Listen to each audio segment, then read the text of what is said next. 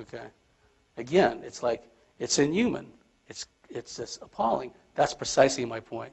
It's inhuman. To describe his behavior merely as some kind of psychological aberration or disorder is way off the mark. Now, how does this all tie together with a reptilian overlordship in the New World Order? Well, some of you are probably familiar with David Icke's work. Long before David Icke arrived on the scene, shapeshifting had been described by abductees. Very often, reptilians in particular would assume the guise of other aliens, very often blonde Nordic type aliens. Sometimes they would appear as tall grays wearing robes. Other times reptilians would appear as military personnel. So the concept of shapeshifting has been well established in the abduction literature long before David Icke popped up. Now, how does this all tie in? Well, once again, through the control of the human gene pool, the reptilians on a family scale and on a macro scale have ensured that their reptilian human hybrids, some of them with quite advanced psychic abilities, have attained positions of power, but in positions of power throughout all strata of society. And we see the bitter fruits of this all around us. So this is a reptilian agenda. It's not just power-mad, power-hungry human beings. Drug overuse, malnutrition, of suicide. The national toll per year is in the thousands every year. Kids die violently because of this. The kind of individuals involved are down the line, almost in every instance, in the cases I've investigated, men who are very powerful, usually very wealthy, and usually administrate control over a large number of people. 16-year-old Boyd came to us telling how he'd started as a prostitute at age 12 and now is employed by a large Houston corporation. The corporation pays him from a well-covered slush fund. I'm working right now, with the corporation. And what's that? How's that work?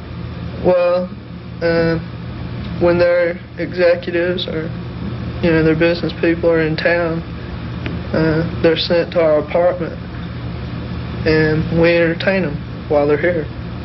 Okay, what's that entertainment usually involve? What do they usually demand, or what do they want? Well, it's all kinds of sex and perversions. There's no two alike. I've decided that. Subsequent to the making of this interview, this boy's mutilated body was found. It's closely attached to the major financial, commercial, industrial, educational institutions of our society. It's run by the same people who run those. It's frequented by the same people who occupy management positions in those. It's not the mafia. It's an adjunct of clean business. It's serving the most respectable people we have in our society, the people who are the elite. Abuses were carried out by Michael Baker over a period of almost 7 years, but recently released files showed that he made a confession to Cardinal Roger Mahony and was put back into the ministry where he abused again. Well, the BBC's Jane Lidwell is monitoring this from Washington for us. And Jane, just talk us through the settlement. What are the details? Well, this is a big out-of-court settlement. It's headed off a court case. On behalf of the Archdiocese of Los Angeles, Cardinal Mahony, also named in the suit, and Father Michael Baker, as you mentioned. Now, Father Michael Baker is accused by four unnamed victims here, accused Father Michael Baker of molesting them during the 1970s and accused Cardinal Mahony of covering up his behaviour. Now, as part of this settlement, no party admits any wrongdoing. However, in January, a court ordered the release of thousands of pages of church files, which revealed that Cardinal Mahony, as Archbishop of Los Angeles, had shielded several accused priests from the law, sometimes moving them out of state, even out of country. And among them was Michael Baker.